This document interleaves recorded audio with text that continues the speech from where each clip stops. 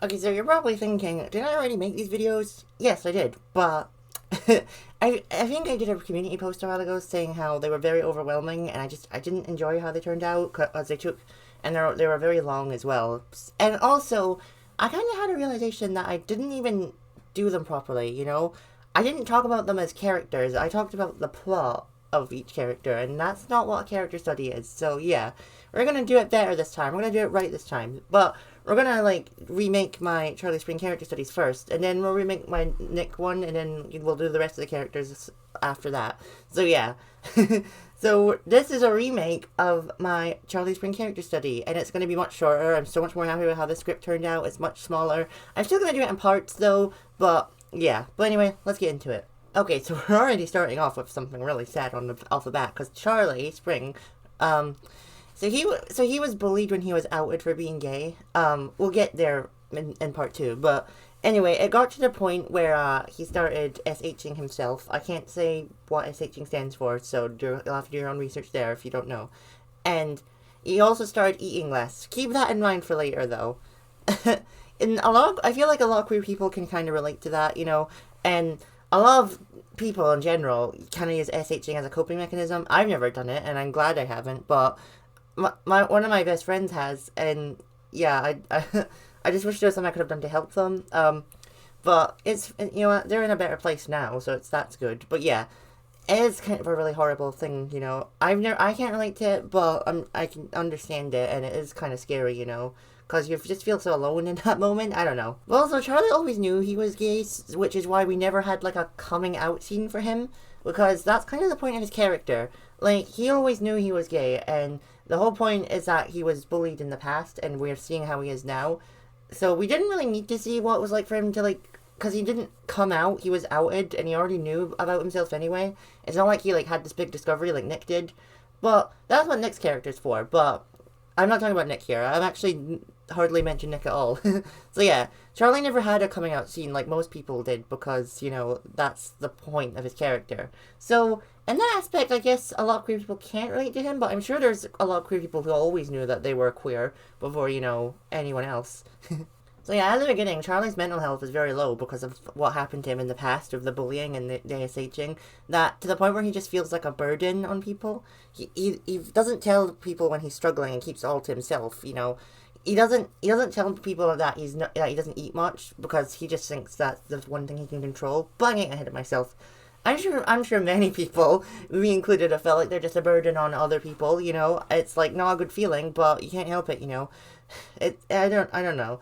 Maybe, I don't know if I'm explaining this better, but I do feel like it's much better than it was the first video, so I'm happy with it. He also apologizes for everything that he does because he has such low confidence in himself, and again, the burden. So yeah, I apologize for everything I do as well, so that's definitely relatable. It's funny though, because sometimes when I'm mad at someone, I don't apologize at all. It's funny. But yeah, I definitely understand that a lot, and I'm sure a lot of people do as well. All I ever do is apologize. So yeah, Charlie's also going out with Ben at the beginning, but at the time he thinks that this is okay because this doesn't actually get revealed until season 2, but I'm just gonna talk about it now because it did happen to him here. So Charlie, when Ben was you're so brave for dealing with all of that, blah blah blah.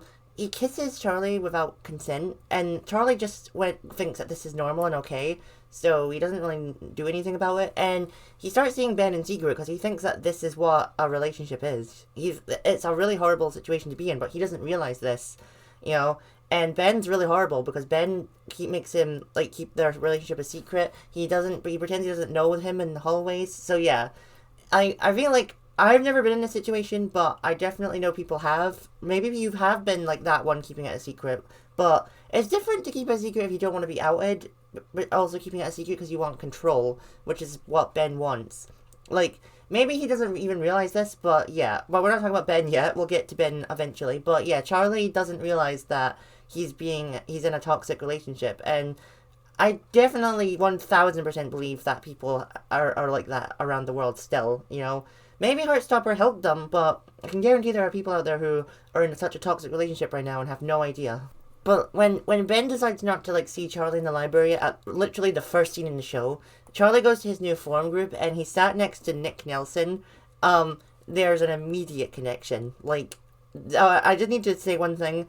When I started Heartstopper, I thought it was going to be this cringy, cheesy show that thinks it's trying to be woke but isn't. But the moment Nick and Charlie locked eyes, I knew that this was going to be something special.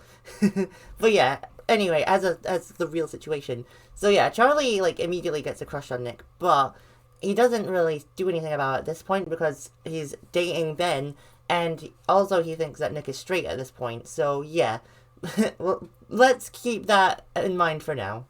So yeah, him and Nick do become friends though, but he also kind of starts to worry that like maybe Nick is just being nice to make fun of him, and that Nick is just like all the other boys that bullied him like the year before when he was outed, and definitely understand that. But he kind of figures out that that's not true, and Nick actually is genuine.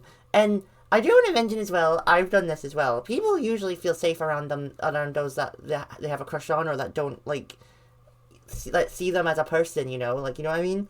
Like, I felt safe around people who don't see me as like an autistic gay person that has no idea how the world works. I usually just, I feel safe around my actual friends who just see me as me. Like, my best friends from school, we actually talked about this, like, not a couple years ago, how, like, because in school, my autism was very bad. Oh, I don't even want to get into that. But, like, my friend, like, said how, like, she never actually saw me as autistic. She just saw me as me and, like, looked past all of my tantrums, we'll call them. So, yeah. So yeah, I do think that that's what Charlie's going through right now. So that's very relatable to me and obviously many people. I think it's around when like Nick's pen explodes that Charlie realizes that Nick is definitely safe to be around. And then after this, after like all the stuff with Ben happened, Charlie starts to think that maybe he doesn't want to be with Ben, and he talks to the teacher about it. I'm not going to talk about that because I feel like that's more plot than character, but TLDR, it makes him realize that he should talk to him. And then when he goes to talk to him, he sees that Ben is cheating on him with a girl. Oh, isn't that so swell? Yeah. So I guess you could argue that Ben doesn't see it as cheating, but still. So that's when Charlie breaks up with him, which, was probably really hard for him, but he did the right thing, definitely. And we'll definitely get there to why it was the right thing. Don't you worry. So yeah, Charlie also joins the rugby team to be closer to Nick, and I feel like other queer people have done this as well. They'll do something they really don't want to do just to, like, hang out with their crush, because otherwise they won't ever get an opportunity to. And this is also when Charlie is like, oh, Nick's definitely straight. Why am I doing this? And then, yeah. So, anyway, we're gonna get there now. So Ben keeps texting Charlie, and Charlie decides to just go meet him one last time just to tell him to, well, basically fuck off, basically. So, Charlie's like to Ben, I don't want to see you anymore because you're a horrible person and you blah, blah, blah. And this is when like Ben makes Charlie feel even worse about himself, and then Ben essays him. Ooh, this is so uncomfortable to talk about. So yeah, that happened, and this obviously makes Charlie's trauma even worse, but luckily Nick saves him. And then this is when Charlie starts to really fancy Nick because he's literally his hero. So yeah, I'm not going to talk about anything else because, again, it's more plot rather than characters, but that's definitely like a good thing that happened. Okay, so skipping forward a little because I don't want to talk about too many things. So when Nick and Charlie are hanging out a lot, I'll mention that, he starts to think maybe Nick does like him back, like there could be a chance between them, but then he finds out from his friend Tao that Nick may have a crush on a girl, so that's when he starts to feel that he should just give up and move on. Because when they're at, well, first he invites Nick to his house because he still wants to be friends with him, which is all cute and all, but then later on at Harry Green's birthday party, so Nick and Charlie are talking, obviously, because like Nick asked him to come with him and be his like +1 basically. But when Harry takes him to see the girl that he fancies, we'll talk about Tara another time. This is when Charlie just gives up on Nick and just feels like there's no point in trying at this point, which I definitely can understand. If you feel like that the relationship isn't gonna work and go anywhere, then definitely just get out of it because there's no point really.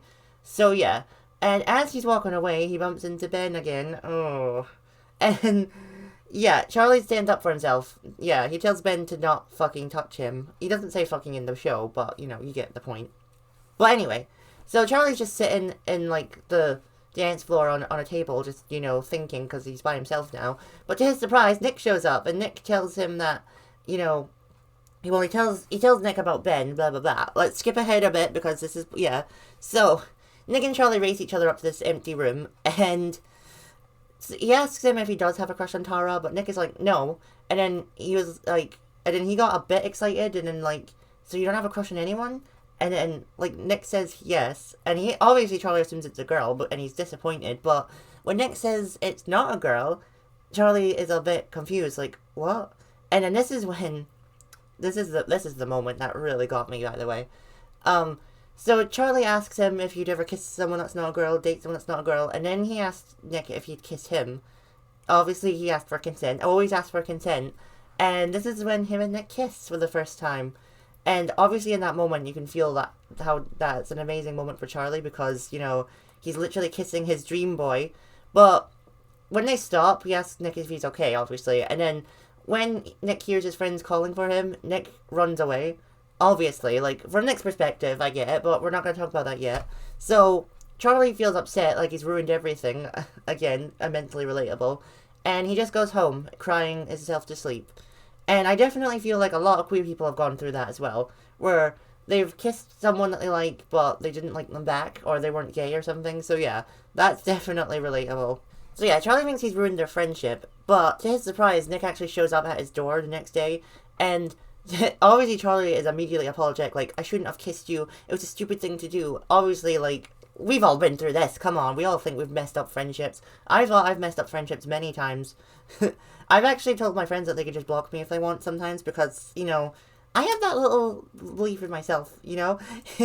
I'm sure I'm not alone in that. But anyway. So, as he's saying that, Nick kisses him again, and at first Charlie's confused, like he's getting mixed signals, and then Nick tells him how he's having a proper full-on gay crisis. That line's so iconic. And Charlie's obviously understanding of this and tells him that it's okay, but then Charlie starts crying because it makes him cry to see Nick cry. So they're okay now. They're, like, you know, more than friends at this point, but they're okay now. But when Nick asks him if they can just keep their relationship a secret for a while, at first Charlie is like, you know, okay, but I think he realizes that this is different from Ben because Nick just doesn't want to be outed. Ben wanted full-on control of Charlie, so it's very different. But yeah, I feel like a lot of people can relate to this, you know, keeping their relationships a secret so that they don't get bullied. But yeah, skipping ahead, Charlie thinks he's being too clingy with Nick and that people are going to find out. And obviously, as someone who feels like they're too clingy with people, I definitely get that. But no, Nick tells him it's fine and that he's not doing anything he doesn't want to do, which, you know, is good. Communication is key, people. Always communicate with your partner. So yeah, they're all good there. Something happens to Nick after that, but we'll talk about that eventually. And yeah, that's kind of where I'm going to end that segment, because the rest is kind of just plot. The TLDR is that Charlie just feels like he's being too clingy and that he's messing everything up. I do also want to mention this, though, because, like I said, Charlie joined the rugby team so he could hang out with Nick, but there's a scene later on when, like, he's actually practicing tackling, but not to impress Nick. He's doing it for himself. He's trying to, like, triumph in himself? Is that the word? I think. He's trying to be triumphant. That's where you go. So, the fact that he's actually doing that, not for Nick, but for himself, is really inspiring, in my opinion. Because I'm sure many people have done stuff, like, just to be close to their crushes, but the fact that he's actually trying to be good at it for himself is really inspiring. I'm sure many people have tried to do that before as well. I mean, I know I have, but yeah, it's still really good to see that Charlie's actually trying for himself instead of Nick. Okay, skipping ahead a bit because I feel like this is that most of the stuff that happens between this is irrelevant, really. But anyway, after a while of secretly going out with Nick, and you know, after Nick's came out to a couple of Charlie's friends, but we'll get there eventually. So Charlie's mental health is starting to get in a better place. He's not perfect, but it's starting, which is really good. Everyone has anxiety, like, you know, their anxiety, like, disappears for, like, a moment or so. Like, I feel like I definitely have days that are much better than other days. Like, I'm always going to have anxiety, and I'm always going to, you know, overthink. But I do have good days sometimes, but unfortunately, right now, my bad days outweigh the good days. But that's not a topic for now. Anyway, so, yeah, Charlie is getting a little bit better and having better good days. And then when Nick invites Charlie out to go with his friends, Ben and Harry are there, because of course they are. Harry starts being really homophobic to Charlie, but it doesn't bother him because he's used to it at this point. So yeah, that's really sad. Unfortunately, I think we're all used to homophobia. Like, it bothers us, sure, but we're at a point now where it's just like, okay, cool, sure, you're homophobic, nice. But anyway, adding to that, so obviously Alice knew this, because from a writing perspective, you kind of need Nick and Charlie to both be in a depressed state at this point, like, or, well, you know what I mean. So, since the homophobia doesn't bother Charlie, and this doesn't happen in the books, but they added a scene in the show where after that, Ben comes up to Charlie saying, you're going out with Nick, aren't you? You're so desperate. No one wants to go out with you. Which, that was just to make Charlie's mental health get worse at that point, which I think's fair enough. So yeah, Charlie starts to feel worse about himself because he starts to think, does Nick really like me? Do I deserve Nick? Because, yeah, I think I said this earlier, I hope I did, but Charlie has a voice in the back of his head because of Ben now saying that he doesn't deserve anything good to happen to him. So, that little voice is getting louder and louder now.